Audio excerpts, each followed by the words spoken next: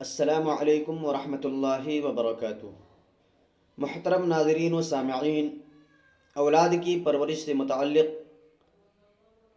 حضرت مولانا اشرف علی تھانوی رحمۃ اللہ علیہ نے چند ضروری ہدایت ہمیں مرحمت فرمائی ہیں۔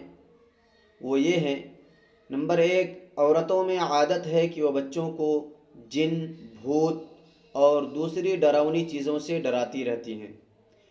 وہ فرماتے ہیں کہ یہ بہت غلط بات ہے، اس سے بچے کا دل کمزور ہو جاتا ہے۔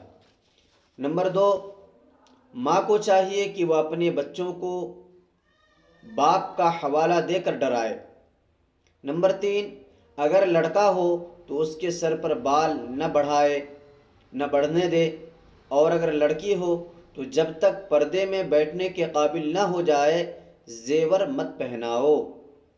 اس سے ایک تو جان کا خطرہ رہتا ہے، اور دوسری بات یہ ہے کہ بچپن سے ہی زیور کا شوق دل میں آ جاتا ہے، اس لیے بچپن کے اندر زیور پہنانا سے بچنا چاہیے۔